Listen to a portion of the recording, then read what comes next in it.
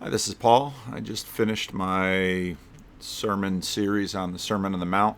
And those of you who are following the rough drafts or the sermon series over on the church channel would probably note all of the references, Game B, all of these kind of things. Usually when I'm working on my sermons, all the same stuff is flowing through the same head. Obviously, a lot of people have questions about Estuary versus Livingstone's Online. They're going to be different, of course, because I'm hoping to have Livingstone's Online really much more in shape by September. It's sort of what I'm pushing towards, getting live streaming going and through the app and everything. There's an app coming. Estuary is going to be longer in development, whatever it winds up turning to be. But it's all going through my same head. And Rebel Wisdom is having this big series on SenseMaking, and a number of videos ago I talked about what do they mean by sense-making. I'm trying to make sense of their sense-making, but I'm not the smartest man in the world.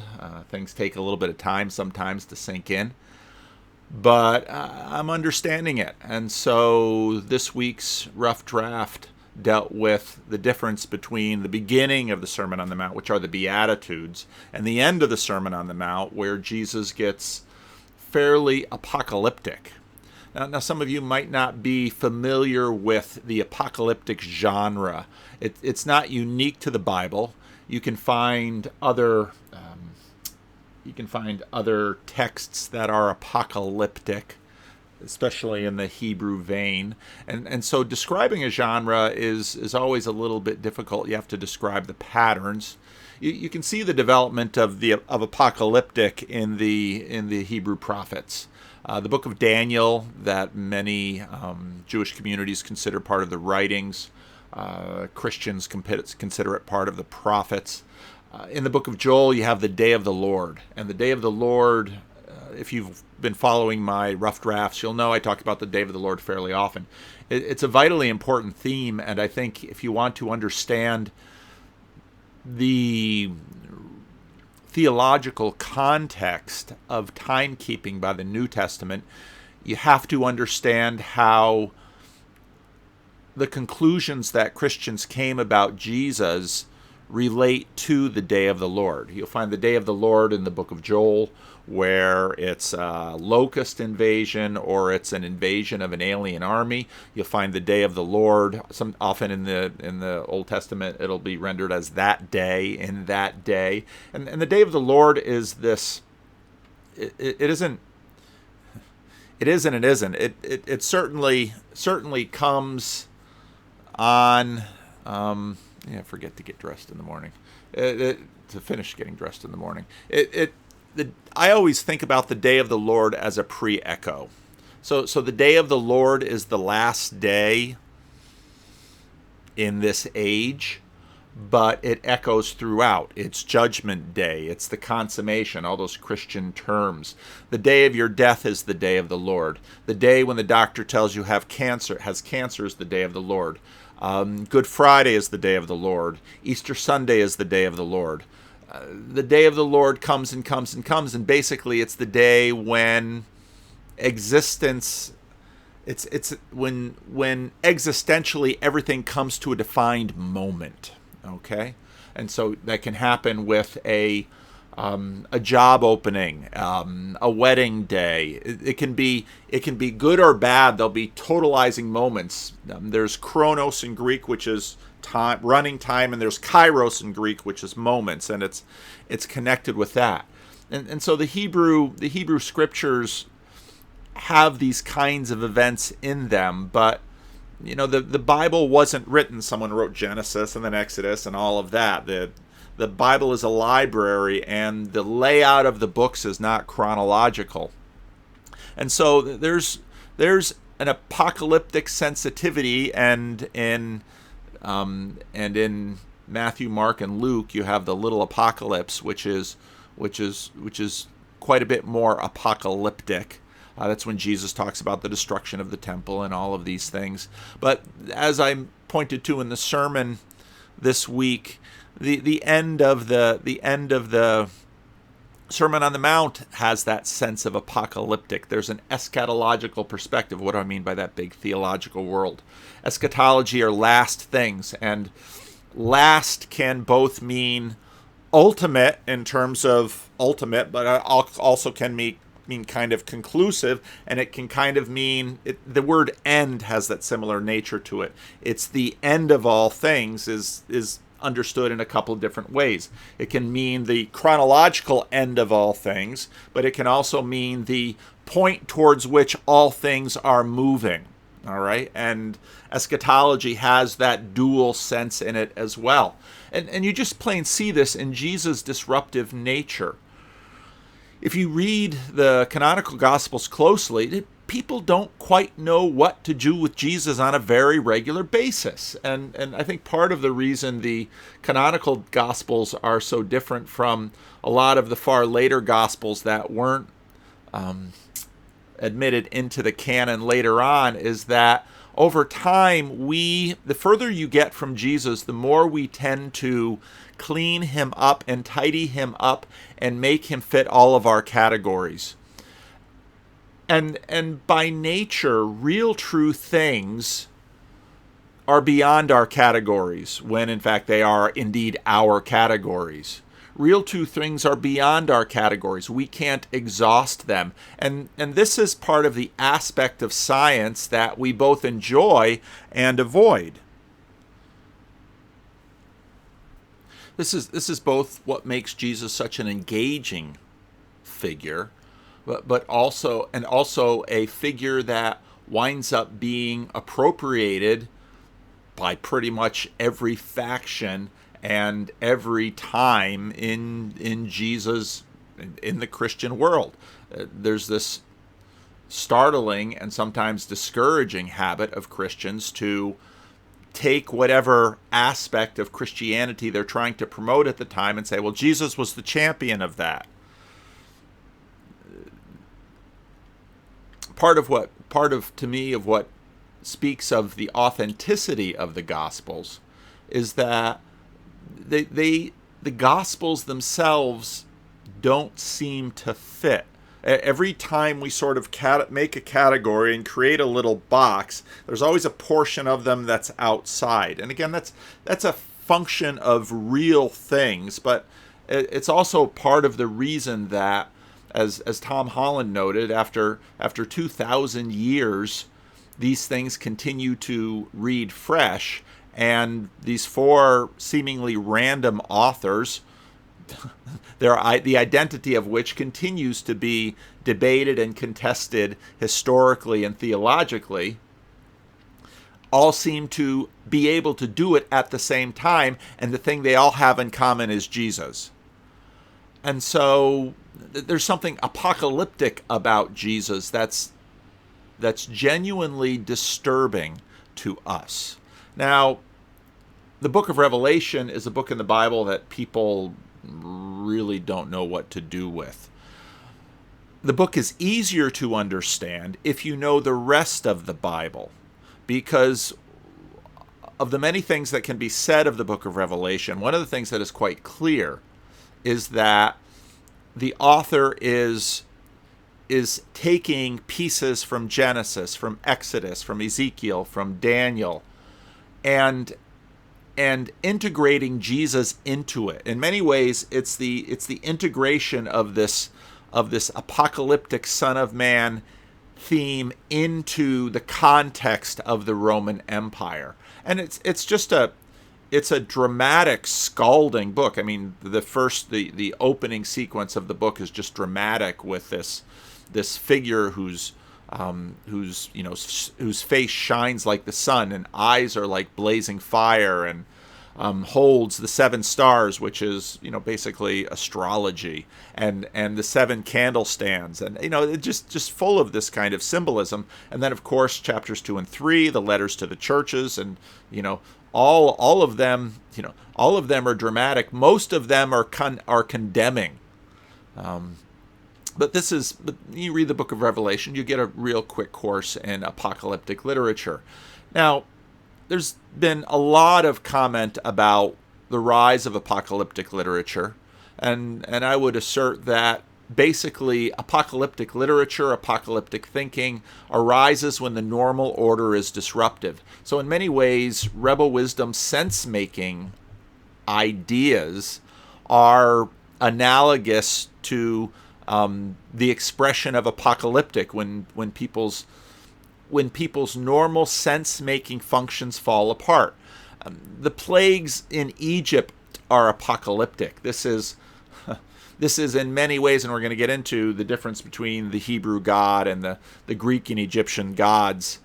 This is the Hebrew God basically pulling the rug out from the meta-divine realm of all the Egyptian gods that are supposed to be functioning to provide Egypt with the kind of stability and security and prosperity that Egypt had grown accustomed to. The normal order is disrupted in the corruption and destruction of Solomon's temple. There are vivid visions of that in the book of Ezekiel, and of course descriptions of that in others of the historical prophets in the Old Testament. And this spawns this, well, what do we do now? What do we think now? We thought God was this localized entity, but here he shows up to Ezekiel over near Babylon, and he claims to be the God of all the earth. According to the script, when the God of the Hebrews is beaten in war, then the God of Egypt, the God of the Hebrews, is conquered and in some ways subsumed. If you watch Jordan Peterson's treatment of polytheism, Peterson lays some of that out. Peterson isn't a theologian nor an Old Testament scholar, but it was common that gods would get subsumed by the victor god, but here the Hebrew God isn't dissolved, assimilated, subsumed, absorbed by this polytheistic process. And then when you have, now the Persian Empire, the Persian domination of the Hebrew peoples, I mean, the book of Isaiah calls Cyrus a servant of the Lord. So, talk about a welcome wagon. Cyrus, of course, and Darius, I mean, the temple gets rebuilt. The Persians had a very different understanding of the way to treat their vassal nations than the Babylonians or the Assyrians. But then the Greeks and the Romans come, and the Greeks and the Romans are full of themselves. And of course, the best way to live is the Greek way. And so there are Greeks and barbarians, and in a sense, to be Greek means to conquer the barbarians by winning them over of this better way to live. And the Romans, in many ways, picked up on the project and did it more pragmatically. And so you have really Hellenism versus Hebraism during the Greek and Roman occupations. And of course, it's during the Roman occupation before the destruction of the Second Temple in 70 AD that this is the context for Jesus' work. Now, much of the context for much of the rest of the New Testament is the rest of the Roman Empire. So you have Saul, who becomes Paul, and his attempt to assimilate the revelation of Jesus Christ into the life of these synagogues, and then the God-fearers who come up again and again in the book of Acts, and that gets manifest in the churches. And of course the churches will grow, and eventually Christianity will triumph over the empire. Now, I want to do a little thinking. This is all rough draft thinking about the relationship between the archetypal, the symbolic, and I'm going to call the other the logic, as in logoic. Let's just call it logic, and sort of logical. Once we get things down into tiny little discrete words, we tend to manipulate them and build systems, okay?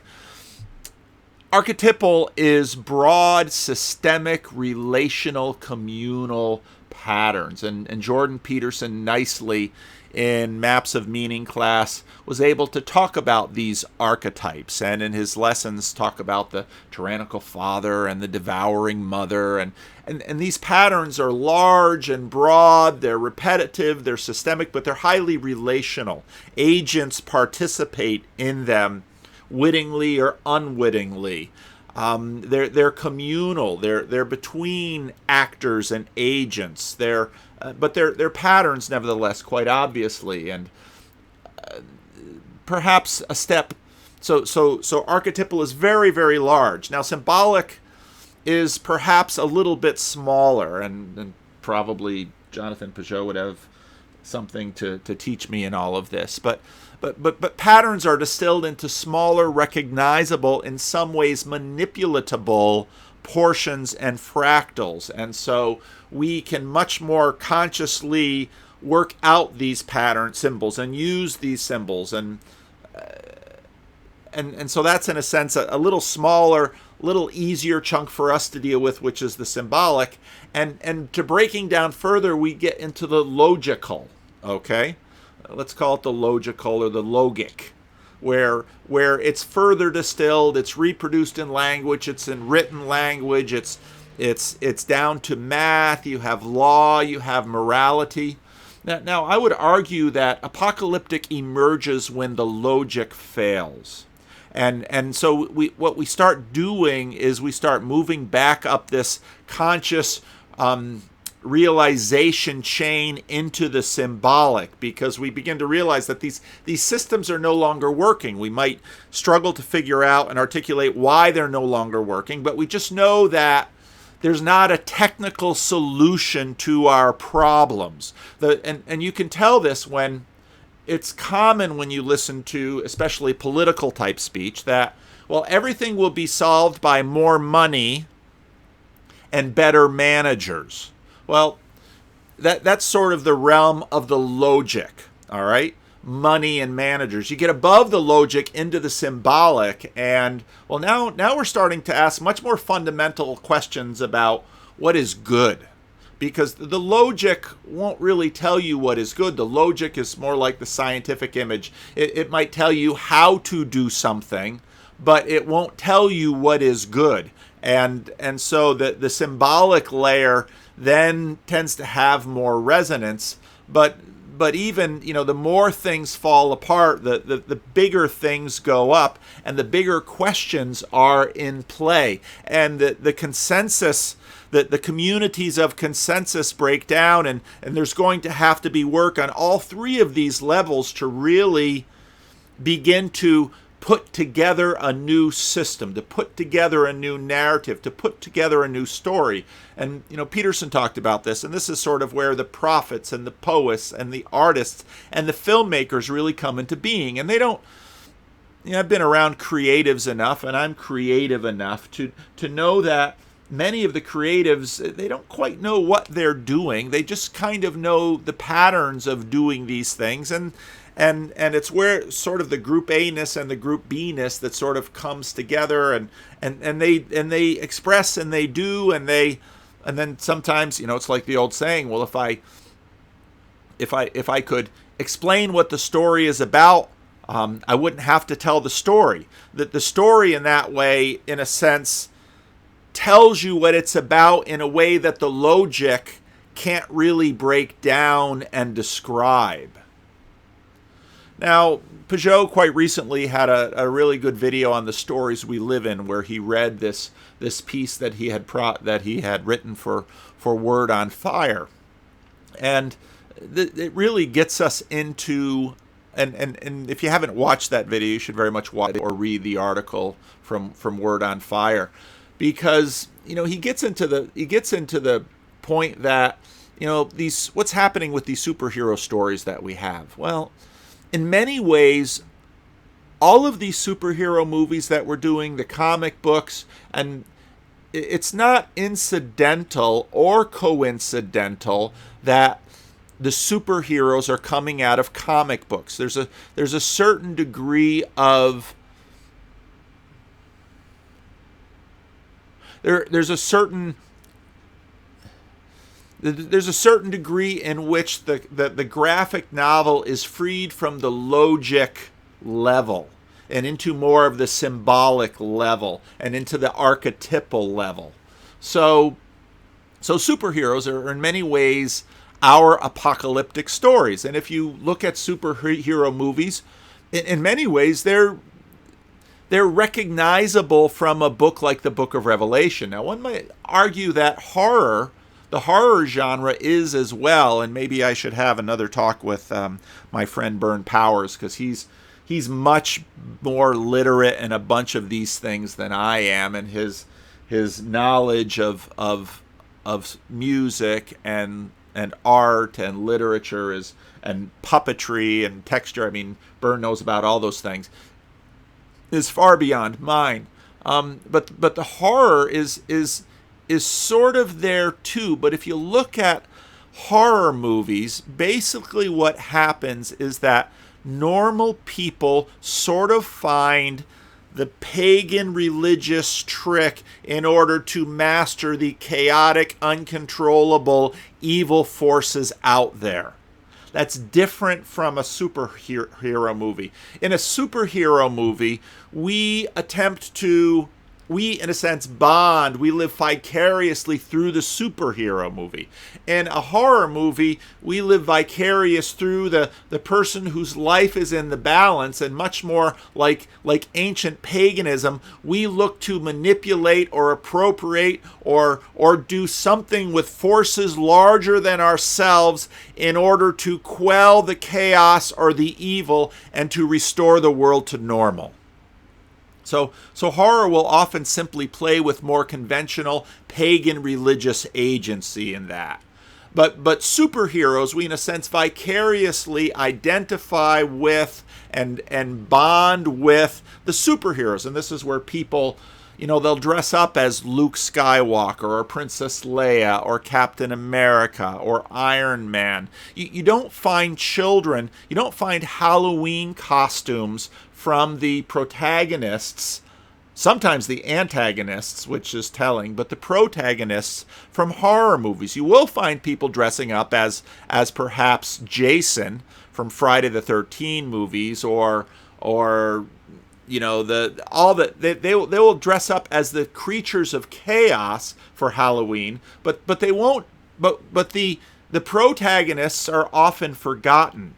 Now, Supernatural, the show that was on TV, they tended to blend some of this. But again, it's normal human beings in a context of powers in a metadivine realm that are more powerful than them, and they have to go through and learn the spells and the incantations and find the sacred relics and the objects and the power, and in a sense, in that way, they're very pagan.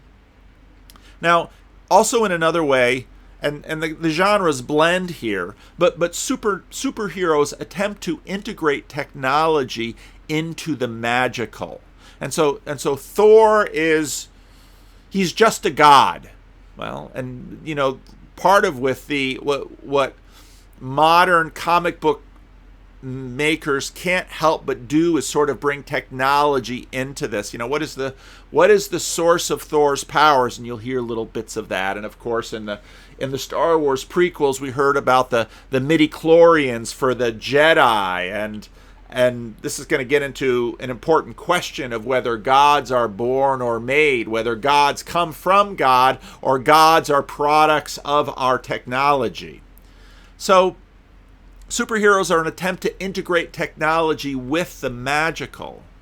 But now, again, if you haven't watched Christine Hayes' second lecture, I've referred to it many times. She deals with Kaufman's book, The Religion of Israel. And sorry, basically me and my videos, you can't get these books for any reasonable price anymore because people are reading them.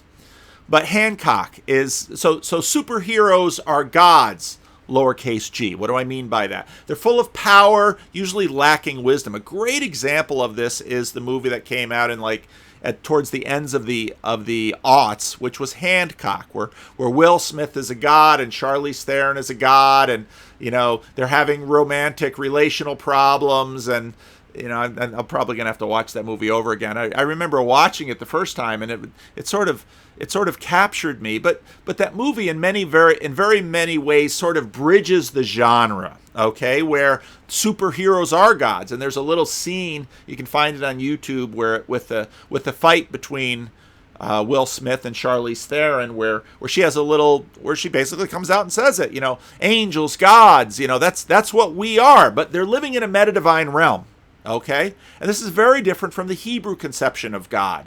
That's why you don't have a birth of God in the Hebrew Bible. The creation stories are different in the Hebrew Bible. That, as Christine Hayes notes, these gods live in this meta-divine realm, but God is both agent and arena all together. Now that leads to other questions and challenges within the theological and philosophical system, but in terms of Will Smith being a god, he fits right in with the ancient pagan realms. And this came up in Jordan Peterson's conversation with Sam Harris, because Sam Harris talks about his daughters liking, I don't remember who it was, Batgirl or Wonder Woman, or of course one of these female gods, and Jordan Peterson could understand what was happening with Sam Harris's daughters better than Sam could, because and Jordan pretty much laid it out in the video, and maybe I'll have to pull up some of those videos and play them again, but I'm thinking of starting a clip channel, and I know I said I wasn't going to start a clip channel, but there are sometimes clips I want to use and refer to that I don't necessarily want to take the time to play in my videos, which is sort of how I got started. But and then clips, take my question and answer sessions on Fridays. Many of those questions and answers are sort of succinct, and instead of having a 2-hour video, they can be a 10 or a 15-minute description. So I'm always playing with different ideas of different things to do. But anyway, Jordan Peterson could understand what was happening with Sam Harris's daughters better than Sam could. Now that sounds offensive, but then if we shift it over into the realm of psychology, you would say, well, he's a psychologist. We expect psychologists to understand what's happening in us to a degree better than even we ourselves can. But you add with that Jordan Peterson's understanding of mythology and how this plays on us. The kids are working out how to live in their world, and the logic is still under development, so they're much more symbolic and archetypal. First, again, go back to the first Jordan Peterson biblical series. We watch each other act out things, and we copy them acting out. And you watch children. I remember as a little child, my father's shoes seemed enormously large, and I would slip my feet into my father's shoes, and I would walk around the house, and we would act out what we saw our parents do again and again. We couldn't describe it. The logic level was not yet present, but the symbolic and the archetypal, those were already coming in. And by the time you get down to the logic, you're at a pretty advanced level, but you're also at a fairly fragile level, okay? Because the logic won't tell you how to get through, the best way to get through that cornfield, or even if you should walk through that cornfield. And this is why modernity is breaking down, and why in many ways, Jonathan Peugeot and his brothers' time has come, because as Jonathan Peugeot has said many times, he said, nobody would understand this if, in a sense, the spiritual context in which, and I use that word with a lot of intent, the context is modernity is breaking down, and that's part of the reason we see all of the chaos we are seeing. And I think that's part of the reason we are seeing the ascendance, not just of horror, but especially of superhero movies, because in some ways, this is the way that we as a culture, like little children, are trying to work these things through. And it's the writers of graphic novels who are tremendously popular, especially with millennials. Again, these things are not incidental or accidental. That these graphic novels, which are less logic, you can do things in a graphic novel. You can express symbolism. You can express archetypal and play with archetypes and symbols easier in a graphic novel than you can with CGI. Part of the problem of CGI is it's too logical, and so the hemisphere of our brain that is working through all of the rough drafts, not the left brain that wants to sort of nail everything down. The other side just sees stuff and says, nah, it's too. You hit that uncanny valley, and no, I'd rather watch a graphic novel. And so in many ways you can sort of watch the evolution of the zeitgeist by watching these characters. And so, Superman comes in during the Depression. Superman, Batman, some of these classic figures come in during that disruption of the Depression. And but look at Superman, Truth, Justice, and the American Way. There was a sort of confidence in the culture about its underpinnings, at least at that level. And Superman, just look at him. And compare him now to Homelander in Amazon's The Boys. Now, I mentioned The Boys quite a while back in a video or two. Do not let your children watch The Boys. If you are very sensitive to explicit material of all kinds, do not watch The Boys. The Boys is rough stuff, and it's intended to be so. I think part of the poverty of our culture is that, whereas I think cultures, we're so illiterate, we need to be shocked with gore and sex and violence because we can't understand the head nods and we can't understand the looks.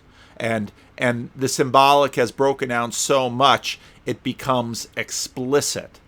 But Superman is about a good guy who restores the world to order. Jordan Peterson, in one of his videos, talked about, I think it was his son Julian begging him to go see a movie that Julian wasn't really ready for, and Jordan agreed, and so they went to the movie, and the movie was scary for his son. And so Jordan tells his son, if I'm remembering this correctly, keep watching the hero. Now you can do that in Superman, but when you look at The Boys, and when you look at Homelander, and when you look at Tony Soprano, and when you look at Breaking Bad, and when you look at Better Call Saul, who is the hero? There is no hero. And in that way, the tragedy continues. Well, there's a hero in The Boys, and we'll get to her. And of course it has to be a her. When you get to The Boys, the Superman figure, and he's pretty much a carbon copy of Superman, is this character Homelander. And of course there's lots of layers of politics on this: homeland defense, homeland security. I mean, you can follow the political threads because they're definitely there in a show like this. But in most of these shows, if they're well done, there'll be elements that run counter to political and politically correct narratives as well. And some of those are in The Boys. And Homelander is, in fact, a villain, but he's not, and we'll get into the ways in which he is strong and the ways in which he is weak and vulnerable. Now, if you're not familiar with this, or you don't have Amazon Prime and you really don't want to sit and watch, I don't remember, 10 or 12 episodes of some pretty rough stuff, there are a whole variety of pretty good YouTube videos out there that will be spoilerish. They'll give you some spoilers. They won't give you all the spoilers. Obviously, if you plan on watching it, then just watch it. The second season is coming out. If it's not out now, it's coming out soon. I've seen it promoted by Amazon. But basically, yeah, you can watch these. If you watch 2 or 3 of these videos, you can pretty much get a lot of the ideas of the premise. It's unlike a lot of things that are out there, it's at least complex thematically, and it's fairly well written, even though different groups might not appreciate the shots it takes at a variety of groups, especially evangelical Christians. And some of them, I'm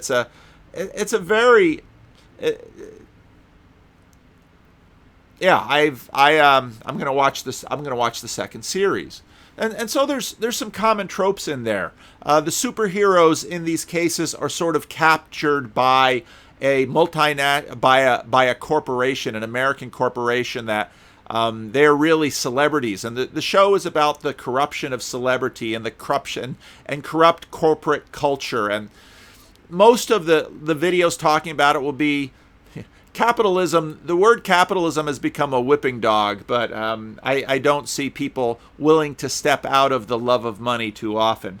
The corruption of power and lack of accountability. Some videos will bring that up. About how systems are more powerful even than superheroes. I thought some of those themes were pretty good. At bottom, though, it is a deeply American production because in many ways, if you can sort of sift through the gore and the shock and all of the rather clever unmasking of the principalities and powers, well, deep down there's sort of an American folk American folk morality. The hero is the up and coming fresh face. She's now integrated into the Seven, and she's a really cute blonde hair, blue-eyed, has some significant powers, and was duped by her religious mother. She thought she got her powers from God, and spoiler alert, these powers are man-made, and there's a corporation that's been giving them powers. But the innocence of face-to-face relationships, the basic goodness of human beings. So morally, if you're to chart the morality or the presumed, assumed, and then therefore implicitly promoted morality of the show, it is an American folk morality, which even at the, you watch the current culture war waging, so far at least, and wokeness has sort of taken a few little bites into it, but for the most part, that moral level is still showing some durability. That moral level is not too difficult to deconstruct, and Christians have been doing it for a while because Christians have deeper resources with which to critique and address moral archetypes than a lot of people who only have the moral archetypes that they have inherited. So it's full of some common tropes. But the meaning crisis is deep here. And in many ways, this sort of echoes, if you watched from 2006 to 2010. So I mean, Hancock, I think, was 2008. Heroes was 2006 to 2010. So there's something at work. And so these people with supernatural powers, now, of course, there's no logical ways of explaining the miracle substance that is given to people so that they now can fly and have X-ray vision and have laser vision and be bulletproof and know the future and travel through time. And so all of these, it's fiction. Is it science fiction? It's apocalyptic. But the gods are not born that way, and their powers are not given to them by God. And watch how that language was used in the discussion about born that way and homosexuality, and watch how someone like Andrew Sullivan is increasingly disturbed by the erosion of that type of language. And this stuff gets complex, but many of the things we're talking about within the context of the meaning crisis are at play here. The gods themselves are product of scientific tinkering. The gods themselves are products of us. They're our children. There are children who inherit our technology, but don't necessarily have the types of wisdom that this power requires in order for the power not to destroy us. And again, these are common themes. In Captain America, it's a common theme in the Captain, even Godzilla, a monster movie, okay? And you see in many ways the Godzilla becomes in some ways a superhero. Now, Clay Rutledge, in the piece that I just read last time, The Spiritual Beings, note that there's these alt-supernatural, I'll call them sort of sub-supernatural beliefs in astrology and aliens. And, Jonathan Peugeot always has to deal with the alien questions. And there's a reason these things go here, because in many ways we're dealing with these ideas and these themes. And this very much is a product of the meaning crisis, because unlike, let's say, a Greek tragedy where, this is a demigod, Hercules is the product of Zeus, or, there was a rape or a seduction, and so here's Jason and all these other demigods who, they're not exactly superheroes, but they're all within a spectrum, as it were. But it's some higher volition. It could be the fates. It could, there's all... Literature plays with all of these themes, but now suddenly the superheroes are product of a corporation with shareholders and a board of trustees and a hidden power beneath, and suddenly conspiracy thinking comes up.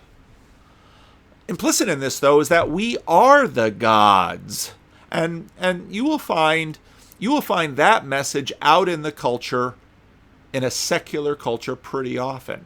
And we are the gods. And while our technology continues to afford us increasingly apocalyptic power, what is revealed in this apocalypse is that we are not wise enough to yield such power. And in many ways, you listen to Brett Weinstein and Eric Weinstein, they are both highly apocalyptic. And their videos and their conversations are highly apocalyptic. And what is revealed is that we don't have wisdom. And this is where, again, their inability to really get much beneath the political or the technical undermines their capacity to actually deal with what we're dealing with. And I go back again to Jordan Peterson when he's talking, Jordan Peterson, a quote that I've played before too, where he notes that often when he deals with patients, they can't have a breakthrough until they get to a theological level. It has to be existential at that point. That is deeper than politics.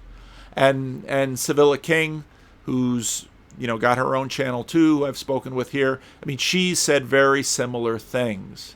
And so as much as Brett hopes, and don't get me wrong, I mean, I vote and I have political ideas as well, but and Brett's understanding that the political party is broken, the political parties are broken, absolutely.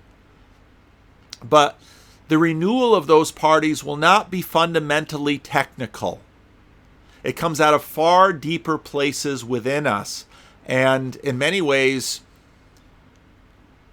part of the liability of the worldview that, to the best of my knowledge, Brett is attempting to work from, it doesn't afford deeper penetration and contemplation of not just how do we acquire that which I implicitly,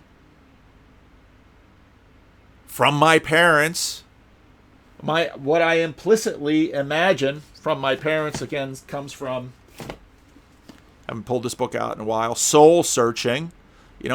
Our moral sensitivities are not unformed, but again, spiritual is beyond these levels. And so part of what limits the work of most of the other members of the IDW is that they continue to be religion shy. And part of what okay, in the back of my mind, Eric, I see Eric more willing to delve into some of these, but I think part of what we continue to deal with is pervasive skepticism. Now, skepticism is in many ways a pragmatic form of humility. Skepticism also perhaps has a degree of nihilism and cowardice, because maybe you're seeing cracks form in the walls of your house and the floors are all starting to creak and some of them are getting unstable, and the only way you're going to get to the bottom of what's going on in your house is to pick up a flashlight and go in the basement and take a look at the foundation, take a look at the flooring, the floor joists, take a look at the beams that are supposed to be connecting the foundation to the rest of the house. Skepticism says, the basement is too dark, I can't see anything. Okay, the house is going to fall. We human beings rightly echo the psalmist, such knowledge is too wonderful for me. That's true. But we have to go down there. And people will go down themselves. That's what Clay Rutledge's part is. If they don't go down themselves, they will make up stories. But you have to go down into the dark basement, and you're going to need wisdom, and you're going to need some light. You're not going to be able to illuminate the entire basement. You're not going to be able to even understand the structures beneath your basement.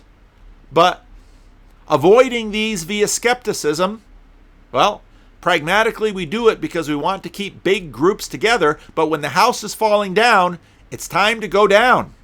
It's time to get theological. It's time to actually engage at those levels. And I think part of the reason people individually do so by engaging on the religious level is that they know that the tiny little house of their life is falling apart, so they have to get religious. They have to go in the basement. They themselves understand this secular, modernistic, secular public sphere that is a little bit allergic and avoidant of the religious layer, and rightfully so, given the history.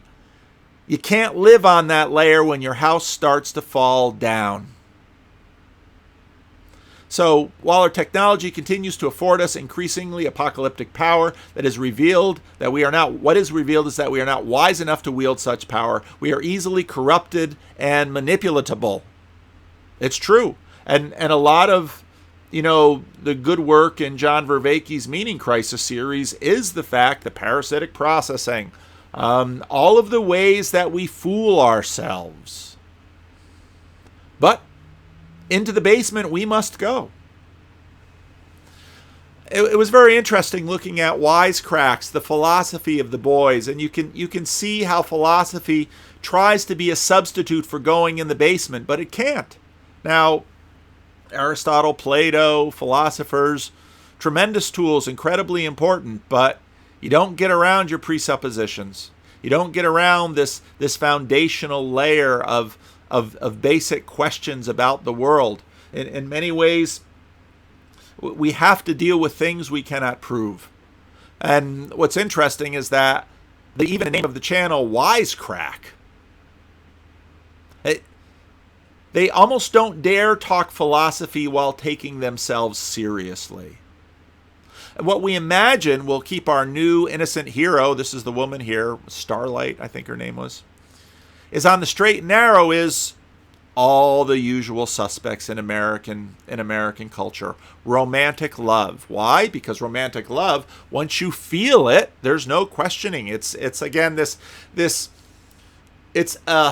it's a psychological Cartesian self-referential certainty that we have sort of extrapolated into other areas. I'm oppressed, therefore I am. I'm in love, therefore I am. I'm angry, therefore I am, and I'm right, and you're wrong. I mean, we have all of this emotional stuff, and so you'd better not talk to a psychologist very long, and you'd better not look at human psychology. And so then we have this sort of self-biased deception where everyone else's anger is all formed, but my anger comes from my secret sacred self and is somehow in a Cartesian way undeniable. My oppression is undeniable. My romantic love is undeniable, until, of course, well, this is where time is a solvent for all of these, because almost everyone who's had a divorce has come to hate the person that they stood in front of their family and friends and pledged their undying love for. How's that for your psychological certainty? And again, you talk that way, you're feeding skepticism, and so well, how can I actually live in a world with all this skepticism? Well, you're going to have to make some commitments.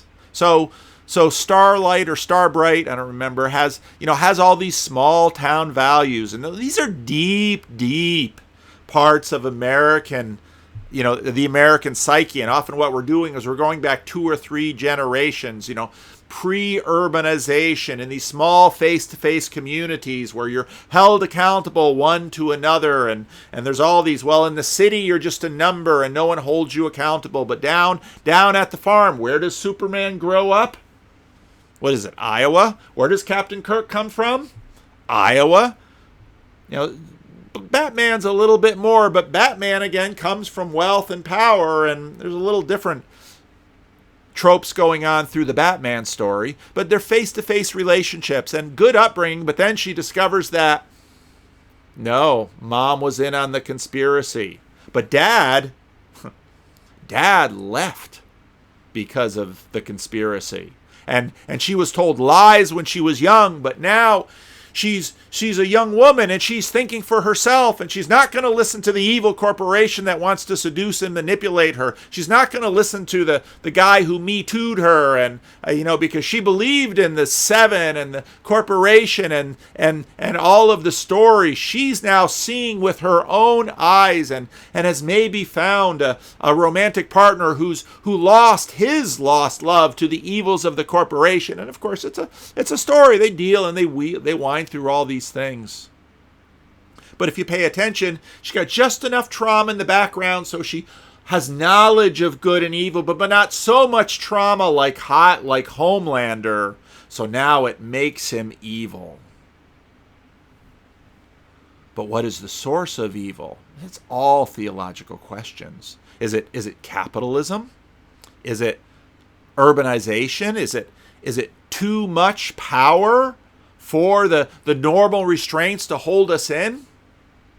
And then we think, if through story control, if you can raise your kid with just knowing enough of the evil in the world, but not too much to cripple them, if you can raise them just right, because we're these formed creatures, then suddenly your children will instinctively know good from evil, because they'll embody the right and wrong of the small town, of the face-to-face, of the parents, etc., etc.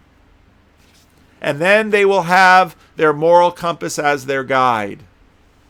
Not Homelander versus Starbright. But if through story control we can avoid these debilitating experiences that make people go bad, then the good guys and gals can use power to make the world right again. But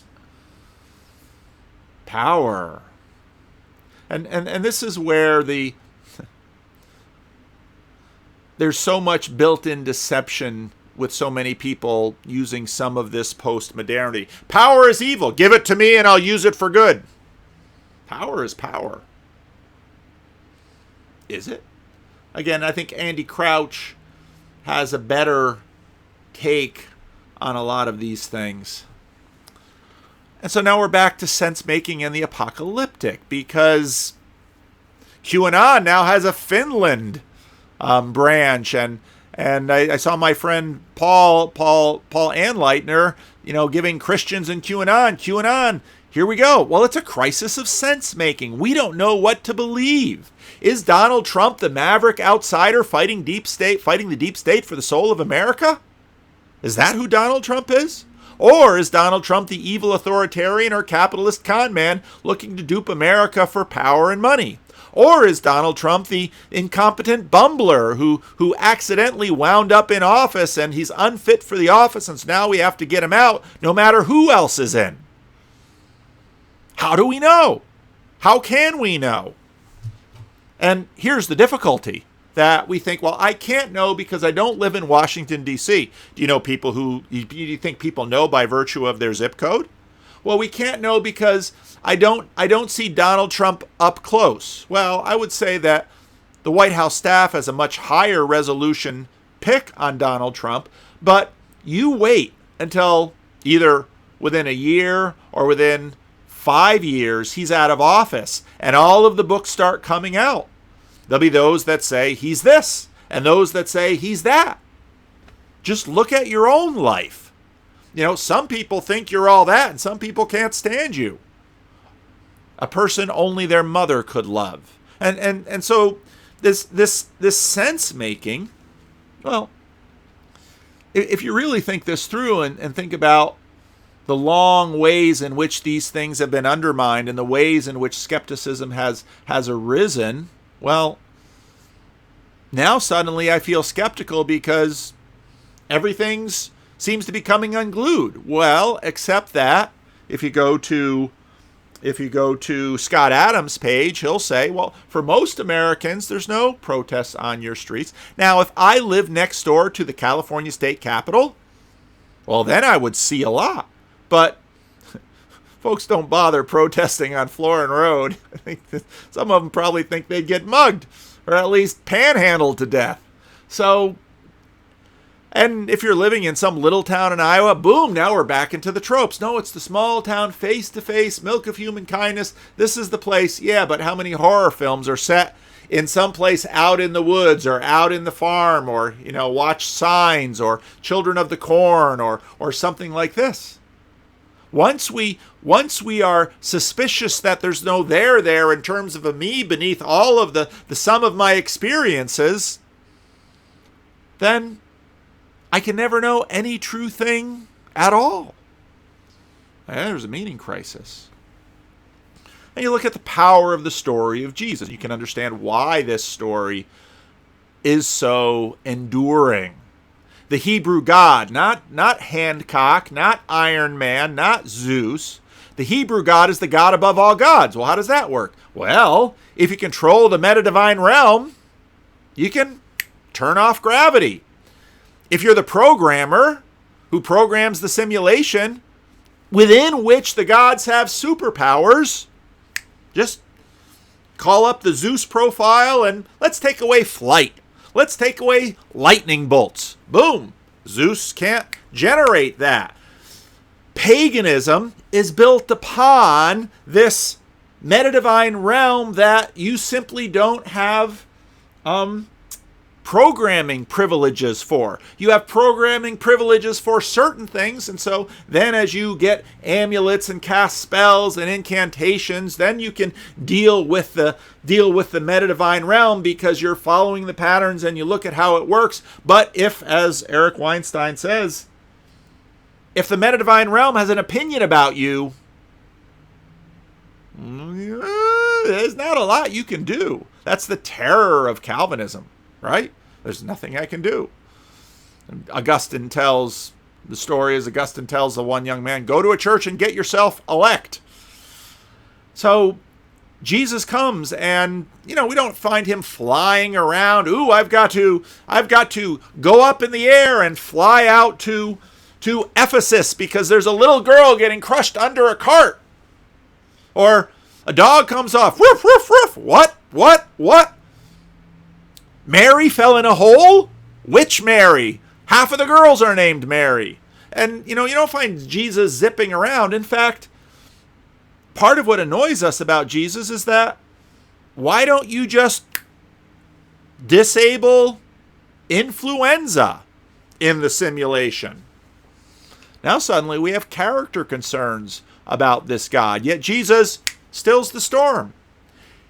Father comes because his daughter is sick. Says, your daughter's well. What? You don't have to go there and move your hands over her and say some special things or even just lay hands and pray on her? No, you don't have to do any of that. Bang! Programming power. That makes Hancock look like a wussy. And, of course, other comic books, The Matrix, some of these that get more into this programming stuff, even The Good Place, Upload. I mean, they're playing with these ideas, but there it is. This master, however, is one who dies for his servants. Most masters we run across won't die for their servants. And they're suddenly, is it a mental trick? They're suddenly, is it just data? They're suddenly, we begin to trust. And we begin to think, well, this is sort of how human beings grow in trust. Why do I trust my parents? Because before I had any agency at all, I was a losing proposition for them. And they fed me, and they clothed me, and they sacrificed for me. And yeah, they weren't perfect, but for the most part, they steered me right. They demonstrated again and again that they cared for me. That gave them authority. Read Philippians 2. Why does Jesus have authority? Because although he did not consider his equality as the God-level programmer to be exploited, he humbled himself and went down to the bottom of the stack and made himself nothing and died the worst death possible, and therefore he's exalted to the highest place. That's the story. It's a terribly difficult story to beat. Homelander wastes people for fun and convenience, and he goes to save an airplane, and oops, he messed up, and the people on the plane know he messed up. He could still save all the people, but he doesn't. Why? Because of his reputation. Go back in my sermons on the center of the Sermon on the Mount. What does Jesus talk to us again and again about? It's about this reputation management.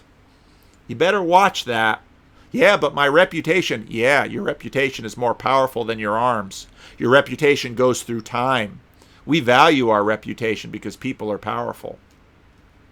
Homelander wastes people for fun and to save his reputation. He kills all those people so as not to endanger his corporate profits and the relational aspect that he has in the eyes of others. That doesn't fully dispel the kinds of questions we have. Where is God when you are enslaved by superpower Egypt? Well, he shows up. And what does he do? It's like God-like programming privileges. Oh, darkness. Let's just turn off the light for half the country. Sea to blood. Frogs everywhere. Flies everywhere. God can manage this no problem. All of these things the Egyptians thought were gods, and so whether you're seeing it from a pagan perspective or whether you're seeing it from a Hebrew perspective, this God is bigger than those gods. Where is God when the gods of Babylon destroy the temple of the God that you trusted in? Well, he shows up in Babylon, and it's like, you're not supposed to do that. I thought we understood. Well, and he says things like, well, I sent Babylon to punish you. Well, I'm not sure how that story feels. When God's people are subjugated and corrupted in the promised land, where is God? John the Baptist says, he's coming, the day of the Lord is coming, and when he gets here, oh boy, all you compromisers, all you people who are doing wrong, when the day of the Lord comes and when God shows up, you're going to be in big trouble. And then Jesus shows up. John's a little confused. I thought we were going to have some of that Egypt plague stuff. I thought we were going to have some of that maybe Homelander stuff where, whoosh, ground opens and the Roman army falls in a pit. Or Old Testament stuff, they start fighting each other and Jesus comes along and Jesus' answer is, well, the lame walk, the blind see. But blessed are you who don't stumble on account of the Son of Man. You're the Son of Man. So if you've got that kind of power, why don't you just delete influenza? Doesn't seem like a big deal. Christianity was built right into the story from the beginning of this question.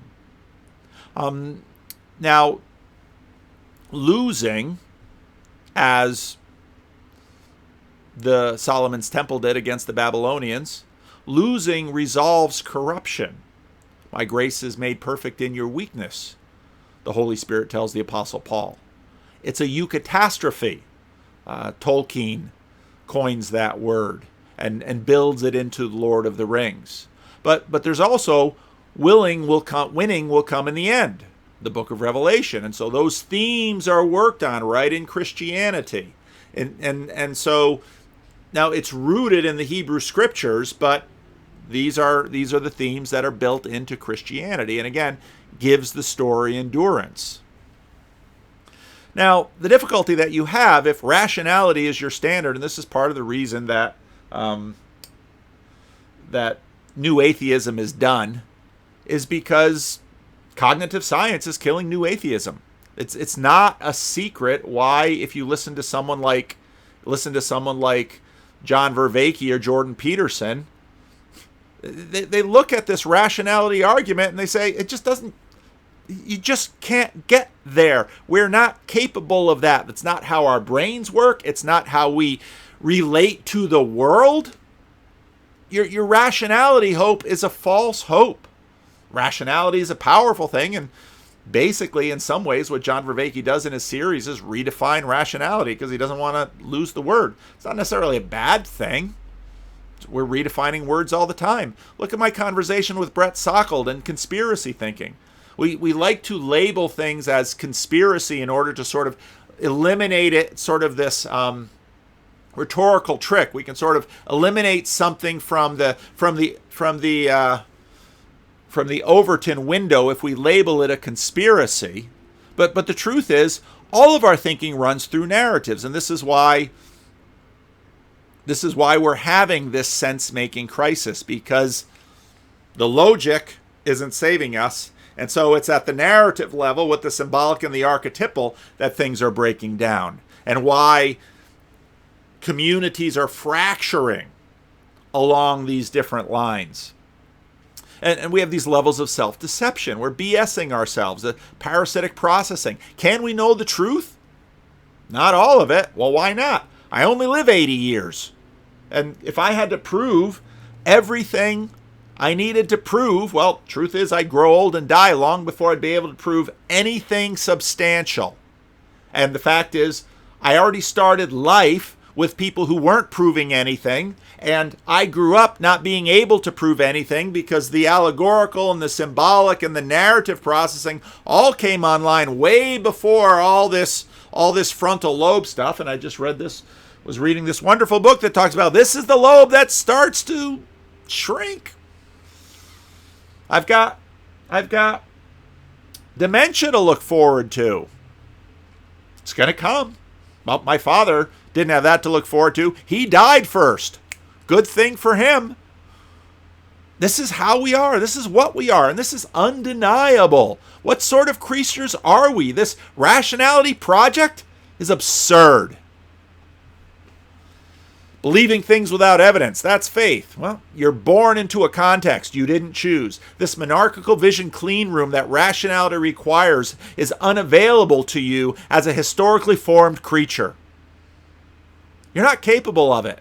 Privileged mystical knowledge may be convincing, but is always private knowledge. You might believe that your secret sacred self, or the experience that you had over in a monastery or in a meditation session or on a psychedelic, well, that's convinced you.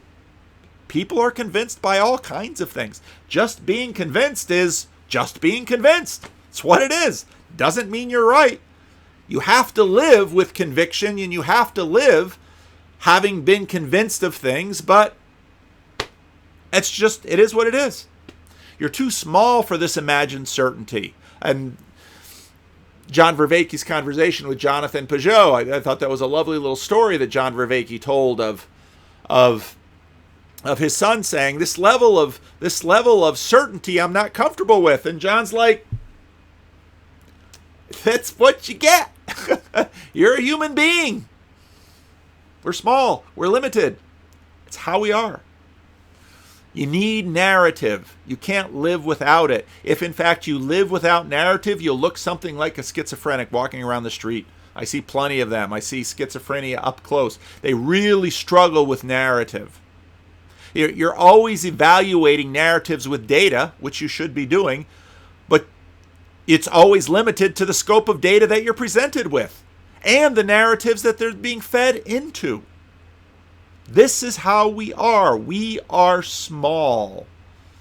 It's what your theological anthropology should say, and I think part of the reason Jordan Peterson became such a convincing preacher was he had a better anthropology than what was currently available to the audience he was speaking to. Doesn't answer the question, how will you live? This lesser soup from the boys gets demoted. He's the ocean guy, and he gets sent to Ohio. Maybe he's got a little bit of a Great Lake to play with, so he decides, he's not feeling terribly authentic, so he decides he's going to kidnap a dolphin because he's going to play Free Willy.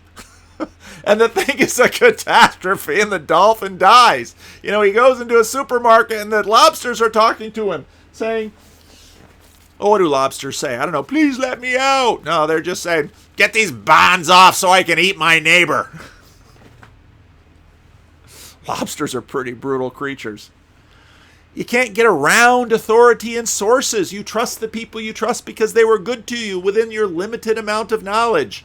The childlike vision of godness that you looked at your parents with dispelled when you got more information. Now, hopefully, they were good enough so that it's not radically dispelled, because then you have more work to do psychologically. You don't have enough time in your little life to rationally research everything. You can't even finally plumb the depths of yourself.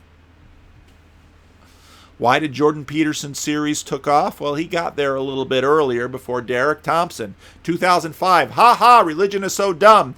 If everyone stops believing in God, then we can finally be rational. But give me more of them superhero movies. 2018, maybe secularization unleashes a bunch of ersatz religions that are also bad. You think? 2020, everybody back to church now. I don't know if he's saying this or he's saying that other tweet that he was quoting was saying it, but yeah, the process is there.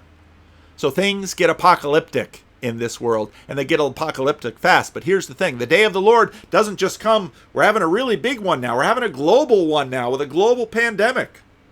And those who have sort of reached the height of the modern projects, those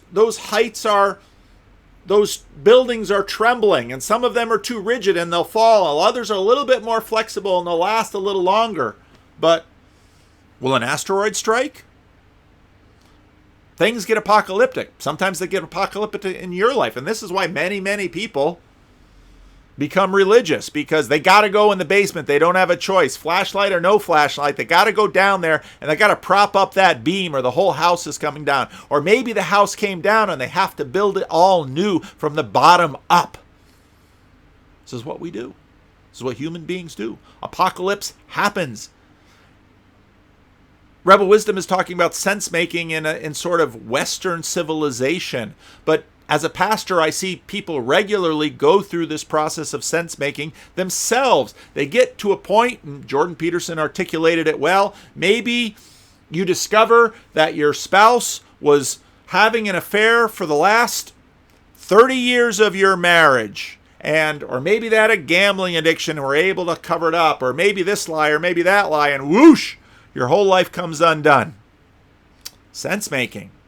How do you know what you can believe? Well, when it happens globally, when it happens as a culture, lots of people get upset. And then actually people start doing pretty predictable things. Buying guns, hoarding gold, hoarding food, hoarding toilet paper. This is what people do. Read history.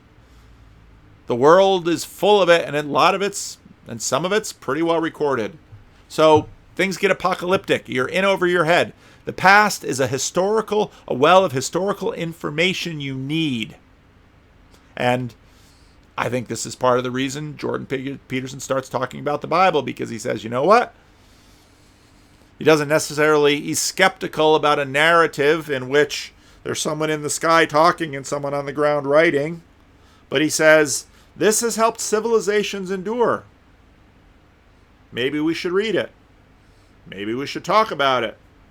Maybe we should think about it. People of goodwill. Yeah.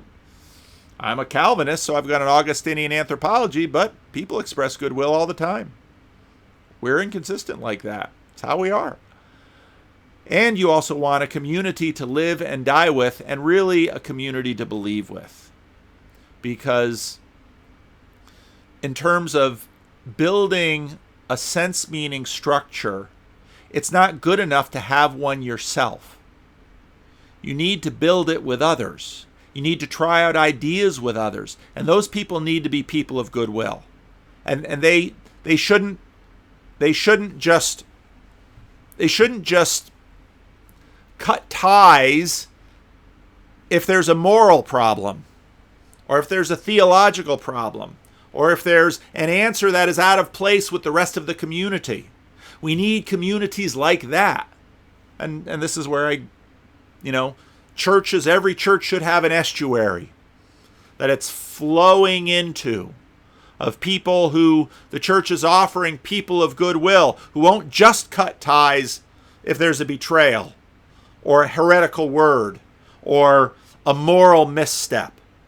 We're dying for that. And, well, isn't this what we see in Jesus? Now, the other thing where there's purity, well, you need to have that dynamic too. And so, well, the thing is, you need to have a broad spectrum of spaces where those can be. Just like your bedroom is not your kitchen, is not your living room, is not your front yard. There's a public meeting room, and then there's a private home. We can have spaces for all these things. But the reason this took off is that we're in a broad place of sense making now, and we don't know how deep it will go, and we don't know how long it will last, and we're pretty nervous and anxious about it. But that's what we're doing. So that's the sense making we're doing. It's in the midst of a meaning crisis. Yep, that's enough for this video. More videos another day.